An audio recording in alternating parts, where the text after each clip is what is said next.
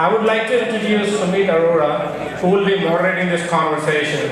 Sumit is electronics 1995 graduate from ITBHU, obviously. Sumit is currently SVP of Engineering at Cisco. He has done tremendously well, had a lot of leadership roles at Cisco over his long tenure there. So I would like to invite Sumit up on the stage and ask him to introduce the panelists and get this wonderful session going on. Thank you.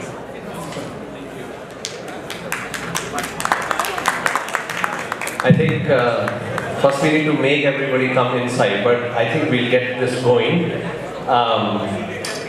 It is a pleasure for me to be in August company today with the panelists. I would like to request them to come onto stage, Manish, Sujit, and Mr. R.K. Verma ji.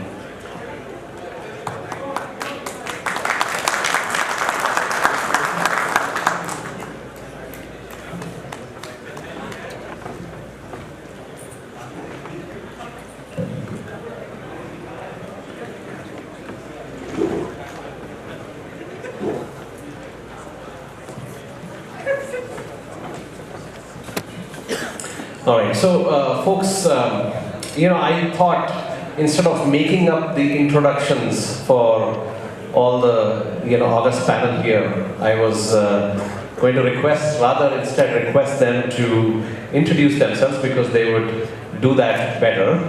So maybe R.K. Verma ji, we can start with you and just do a brief introduction around the table.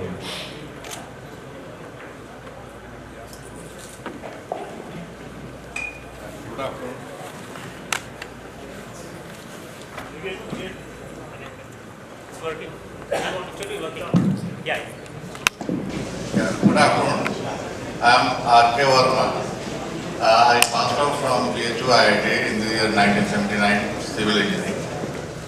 After my BTech, I did my MTech in structural engineering from IIT Delhi. And then I joined Indian Railway Service of Engineers. So since 1982, I am with the Indian Railways. And I worked in various places on the Indian Railways, and presently I am the Secretary Railway Board in New Delhi. My basically job in the railways was construction maintenance of the railway infrastructure, like permanent way, buildings, bridges, and so on. Hello everyone, my name is Sujit Kumar. I passed out from IIT BHU 1990, ceramics batch. Subsequently, I came to University of Rochester to get my PhD in material science from University of Rochester. And after graduation, I have worked at several startups. My field is nanotechnology, materials, advanced materials, and application of those in lithium-ion batteries. So I have looked at developing lithium-ion batteries for your pacemakers and implantable defibrillators. And in 2007, about 9 years ago, I decided to start my own company. So my company, Alumni Systems, develops advanced lithium-ion battery for electric vehicles and drones. Right now, we are manufacturing in China. I aspire to manufacture in India. I hope to talk about that today. Good afternoon, everyone. My name is Manish Gupta. I'm from BHU 94 Mechanical. After passing out from Mechanical, I did my MBA from Ahmedabad in 98. Worked in a few companies and started a company called Indegene late 99, early 2000. And since then, been with this company. I'm one of the co-founders and CEO of the company. Today we are a company pretty much working across the world. We work with healthcare organizations in US, China, multiple emerging markets, as well as Europe with 1,700 employees. Close to 200 of them being in North America, 100 being in China, and spread out across the world. And a lot of them being in India. So that's been my journey. Thank you, Manish, and thank you, everyone. So, folks, as you can see, we have a very diverse panel here. We have representation from railways, from energy and automotive sector, from healthcare, I could add from the electronics and computers. So we have a very diverse, mix of experience here. And as everyone is aware, Prime Minister Modi has, he is embarked on the Make in India initiative.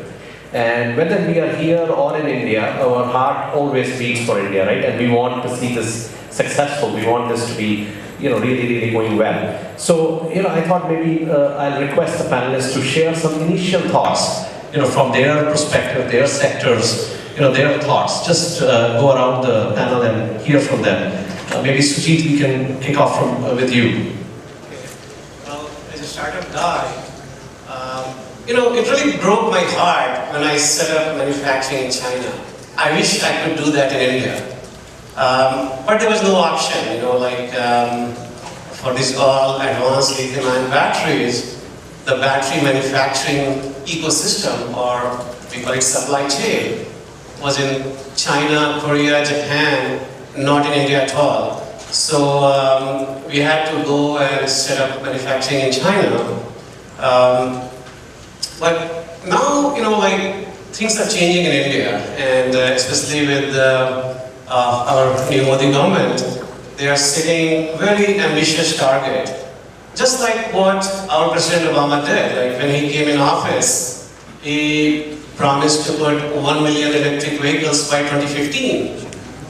He failed by that number, but look, we are almost halfway there in 2016. So similarly, Modi government, he set up last year an initiative called NEMM, where he said we want to put 6 million electric vehicles by 2022. Similarly, for renewable energy, he has set up a very ambitious target of setting up 175 gigawatt of renewable energy by 2022. Today we are at 40 gigawatt. So in 6 years, this installed capacity must quadruple. So this is like a massive market. And the question I ask is should India import electric vehicles from China? Should India import solar panels, the wind turbines? Or should India manufacture all this there? So that's why now I have seriously started looking at India that, okay, after China, I must succeed in China and then I must repeat that success in India. So I work in the healthcare sector and been working with life science companies, pharma companies for pretty much 17 years now. And this is one sector which I think offers a lot of learnings for us when we think about Make in India. If we look at it, the pharma industry has been probably one of the early industries where Make in India has been happening for decades now. Right? Most of the big pharma companies, Sun and Baxi, they're one company, but most of the large pharma companies in India started off with the domestic market, serving the domestic market, and our policies around patents and stuff like that helped them in the early days. They solved domestic problems, developed enough capabilities to export, right? And that's been happening for decades now. We are solving some big problems.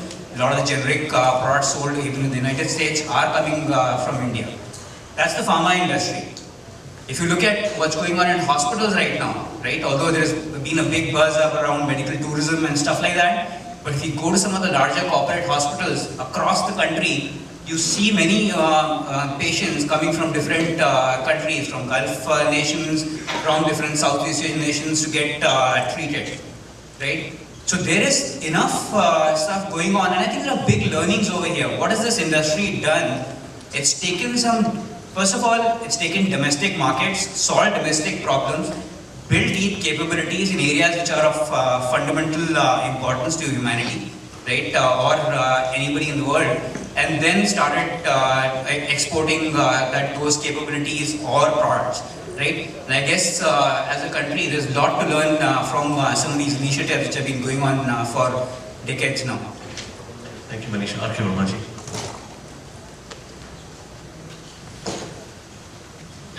Since I am in the government of India and presently representing Ministry of Railways, I would like to share some of my experiences with the government of India and particularly the Ministry of Railways, what is being done towards this Make in India.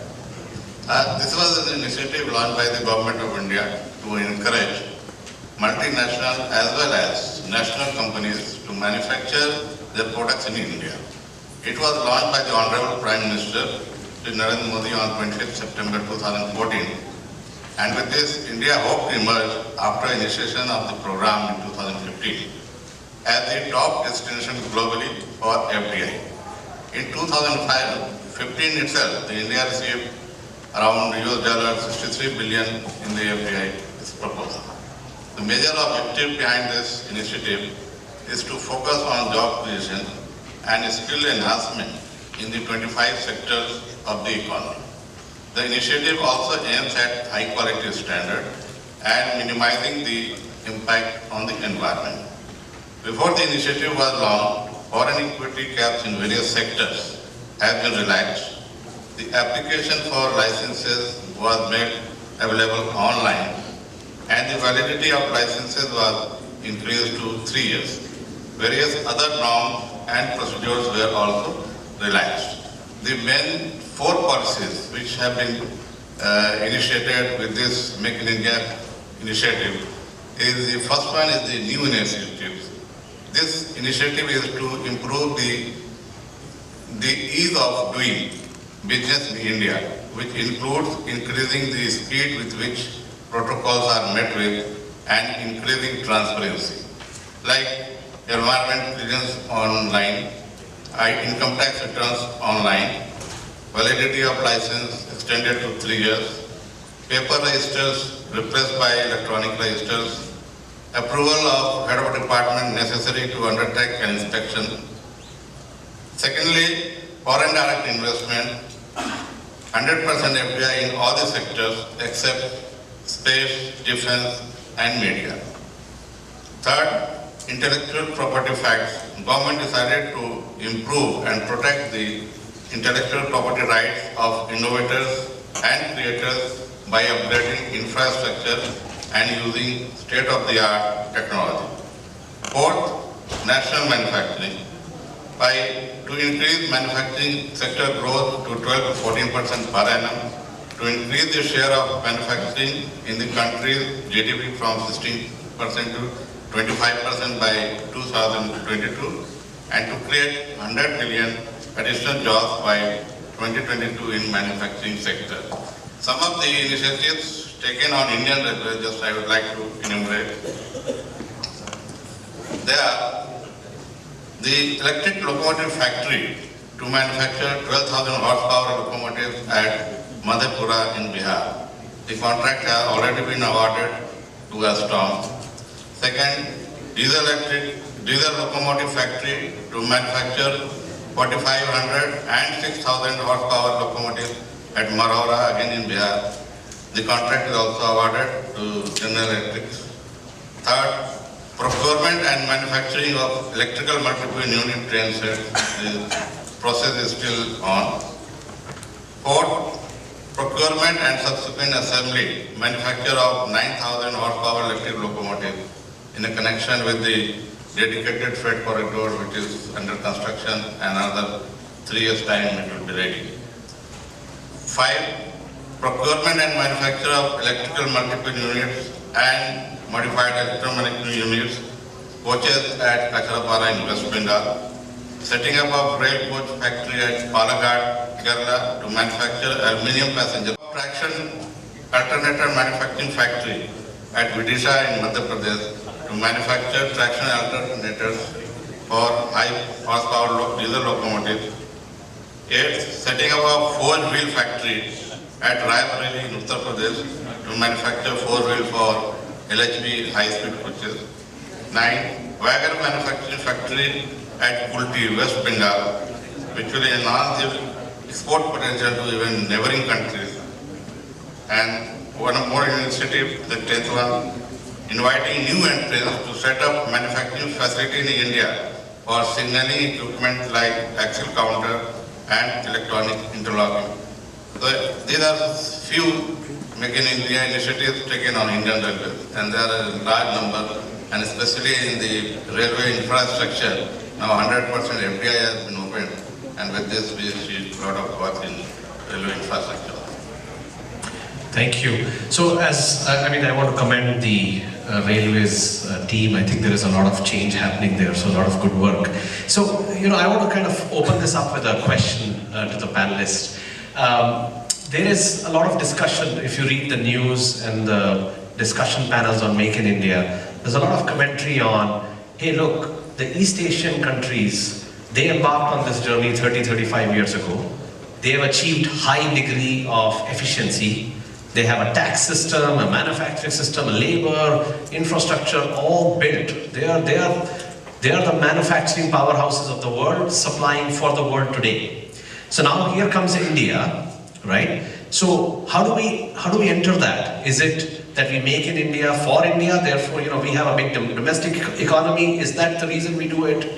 Or is that the reason we will succeed? Or we can only succeed if we have global scale? So there's a lot of question on this. So what's the view of the panelists on the path to success? How do we disrupt? How do we become competitive? How do we get going on this one? So I wanted to hear some thoughts. Go ahead, Manish. Okay, so actually if we just take a step back and we heard Mr. Verma talk about job creation as one of the objectives of Make in India, and one of the reasons why Make in India is so important and one of the most important programs is that as a country we need to create jobs, right? That's the real macro and big picture behind all this stuff. We need to be creating 10 million jobs a year. Our demographics are pointing towards that. The question to ask is that manufacturing, traditionally, at least the way manufacturing is perceived, what some of the South Asian countries are doing, and given the direction from a technology perspective where it's moving, is that whole space going to be available to create those 10 million jobs? Right? With the whole advancements in robotics, artificial intelligence, are those jobs we want to create it? And my take over there, and obviously there's a lot been written and discussed on this space, that's going to be a combination of services, manufacturing, where India would lead. The second point over here is the world was a very different place 30 years back, right? 40 years back, when China and the South Asian countries started playing their game, right? Countries were much more open. There are many geopolitical favorable factors which are completely against a new economy coming and trying to export their way out over here right now. In that, so that as a threat, plus the whole opportunity of a large aspiring middle class in India, and by the way, a large middle class in different parts of the world, which is striving to get better services, better quality of life. I think we have a tremendous opportunity. In places like education, places like healthcare, in India we just need to solve problems. We have huge problems, and unless until we come and tackle these problems from an innovation perspective, there is, we have fundamental issues, right? We have to solve those problems. And these could, once we solve these problems, we could actually be showing the entire world a way of how to deal with these issues. So my take over here is it's going to be a combination of services and manufacturing. We'll have to probably pick a few areas which are very important for the country, build deep capabilities over there, right? And solve our problems, and then obviously export from there. Sujit? Yeah, I agree. I'm a strong proponent of Make in India for India. India should not be competing with China for low-end products. To sell it at Walmart, we should be solving domestic problems. And I feel lucky to be at the intersection of energy and automotive. India needs to make next generation of cars look far different than what they look today. Same thing, energy problem, we have to solve. And we also solve water problem between two states, southern states. If you solve energy problem, you can solve water problem. So there's enough problems in India that we don't have to worry about export-based economy. If we solve those problems in India, we'll create jobs. And definitely for energy, as I mentioned, our current installed renewable energy capacity needs to quadruple to meet the growing needs. We all saw that rural India never saw the landline, they just went straight for mobile phones. Same thing, the distributed energy, having solar cells, having batteries to meet the domestic need, to meet the rural needs. I think that's the way to go, as opposed to, tendering your factories to export.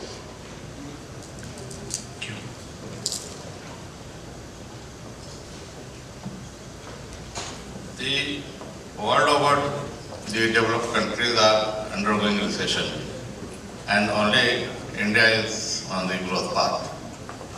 The main factor why India is on the growth path is basically its population, and the population is young population, working population. The country is a democratic country, so the democracy, the demographic dividend, and there is a demand. And that is why the countries, they consider India as a consumer market, but to sell their product, there should be a purchasing power also in the India. And that is why the Modi government has given a mantra, FDI, first FDI for the countrymen, that is first develop India, and then foreign direct investment.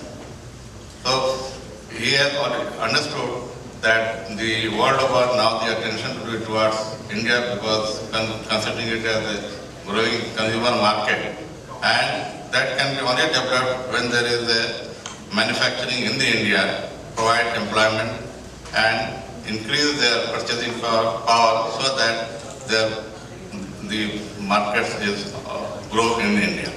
So with this, Modi government has provided various improvements he has provided effective governance, easy governance, like for example, self-attestation. He gave power to all the Indian citizens that all the forms, whatever they used to get certified by a gazetted officer, now he has authorized that a person, as Indian citizen, can do self-attestation. So he has given so much of confidence, and with this, I think that the center will be towards India for the manufacturing. Thank you. So folks, I think I want to ask a two-part question for the panelists. The disruption that is happening to manufacturing, like the disruption to China, for example, is the shift that is happening in the form of automation, robotics, and then the complete digitization, the Internet of Things, right? And that enables scale. Now, the good news is a country like India needs scale, right? Our population, the scale of everything is massive. So that's good. But there could be a counter argument that that is actually not labor intensive. So it may be counter to India's ambitions. That's one. And the second piece is, second part is your thoughts on what should an institution like IIT BHU do to enable the direction in which we want to go with respect to manufacturing, making in India. So thoughts on that, R.K. Vermaji, maybe we'll begin with you on this question.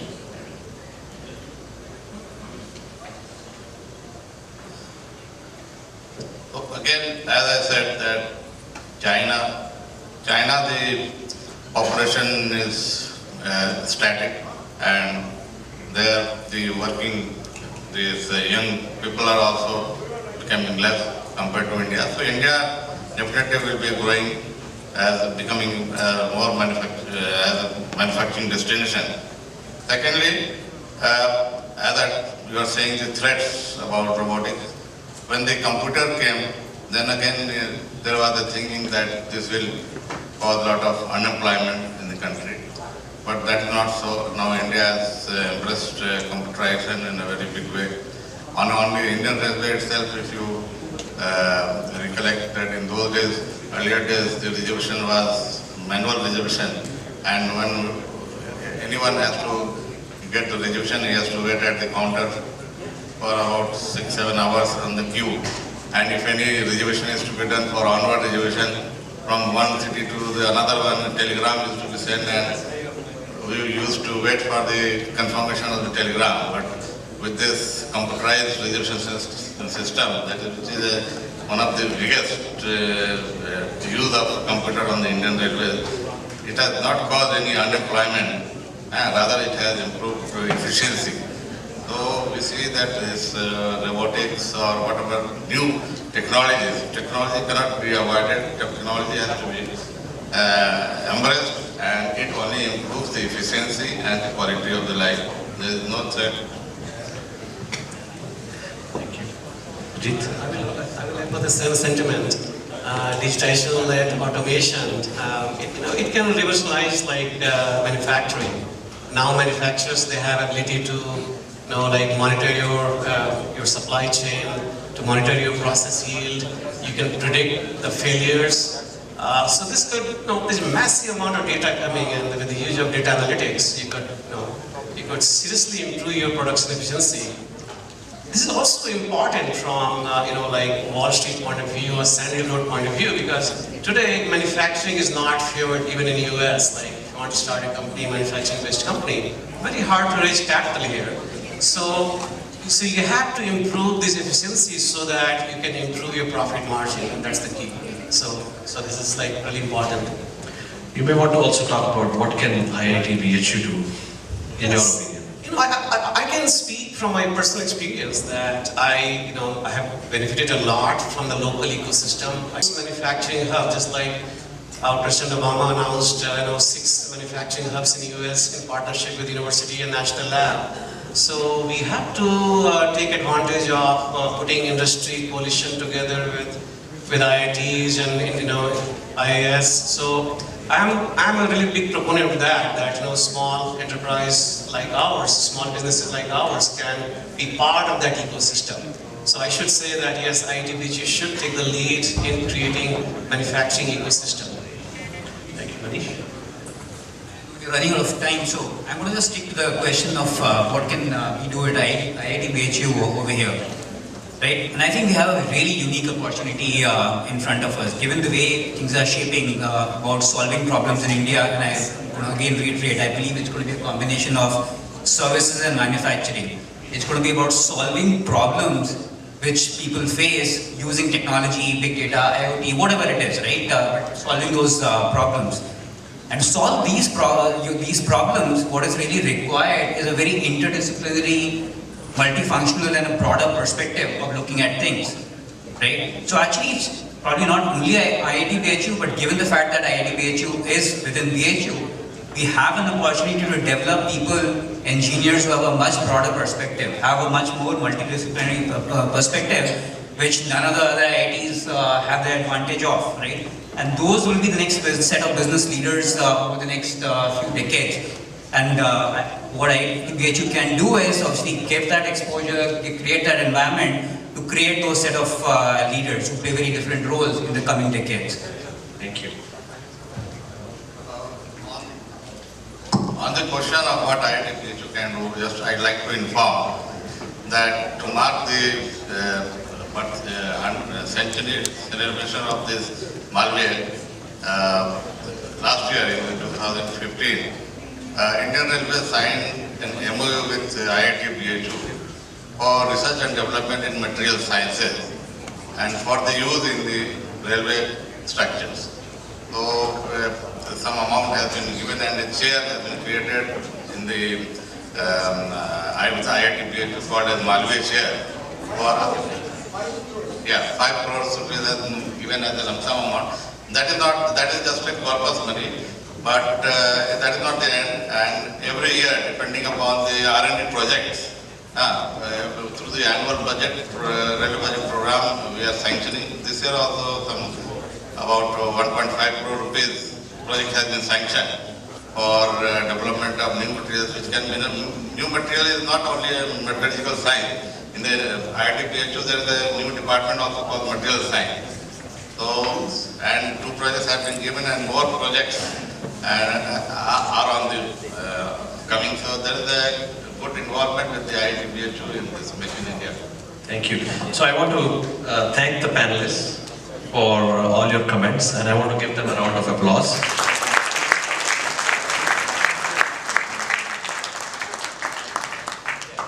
And maybe we have time for a question, and we have a lot of experience here on the panel. So, anyone has a question, please?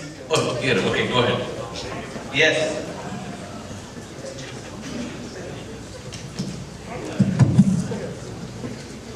My name is Madhuk Garg and I am here from Delhi to attend this, and I'm also a classmate and friend of R.K. Verma. My question is unfortunately to him. Yeah, so the thing is, what I want to say is that we don't need FDI based Make in India. We need Make by India.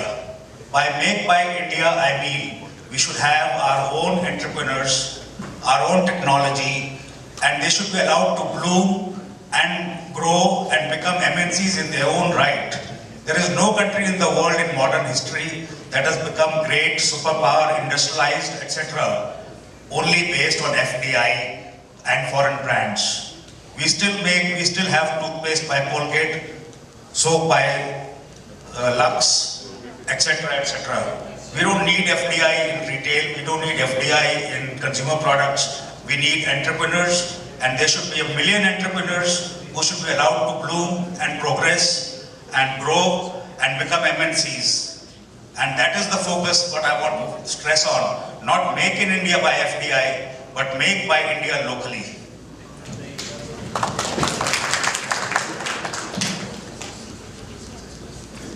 Any closing comments? You see, India is having a lot of talented manpower, but they didn't have the proper environment in India to work and show their talent. So now the environment is being created there so that the Indian talent remain there and work for making the Make in India or Made by India manufacturing. Thank you. Thank you very much.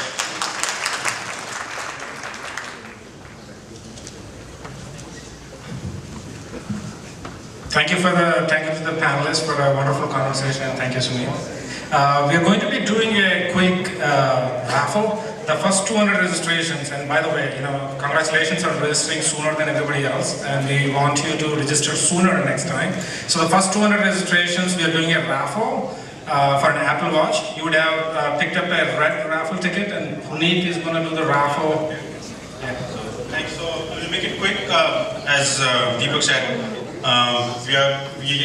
that volunteering team kind of did their due diligence to see who are those top 200.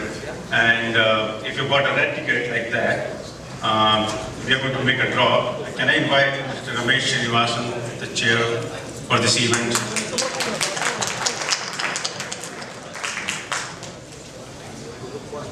So the way it works is he's going to pick a ticket and announce the number. It's only for the people in the hall.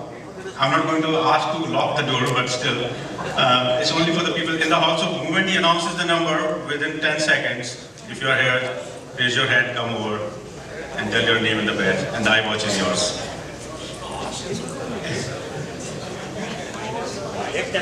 iWatch is right here. Yeah. Okay, so here we go. 1, 2, 3. Let's see. The red one or the white? Last 3 digits, 5, 8. Yes. So 4, 5, 3, 1, 5, 8, 1. I repeat. 4, 5, 3, 1, 5, 8, 1. Here we have the winner.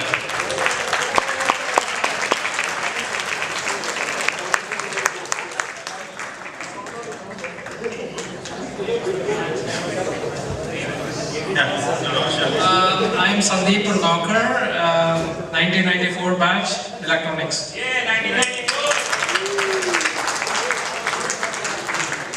Thank you for the participation, and for rest of you, there is another opportunity which will come in at 5:50 to 6 p.m. and that raffle was meant for everybody, so you'll have a white ticket and we'll make another iWatch announcement. Thank you so much. Thank you, Puneet. And now we will be felicitating graduates from the 1966 batch. IBGA, on behalf of IBGA and Mr. Anil K. Tripathi ji will be felicitating these 3. Hira Fudildar ji, Meta 966, Joshi Ji, Meta 66 again, and Govind Chanani Ji, Meta 66. A round of applause to all of them. It's celebrating 50 years of them graduating from IDBHU.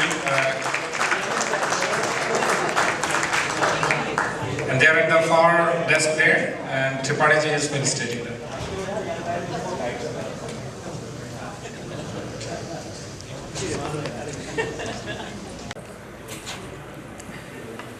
So with that, we'll be moving on to a next session, very much at the heart of where we are here, which is around alumni gatherings. So what makes alumni events successful? What brings alumni events, and the alumni, memorable, fond memories from, coming together in an event like this. So we have Mr. Jayam Samuel, who actually happens to be the president of the Bay Area Alumni Chapter. He's a force behind bringing alumni together in the Bay Area, and he is a great person to talk about how to make this event successful. Samuel ji, you have seen, Jayam ji, you've seen it on the stage before. He's from Mechanical 1981 batch, has been a successful entrepreneur, been an entrepreneur for the past 27 years. So I now welcome him to kind of lead this session. Thanks.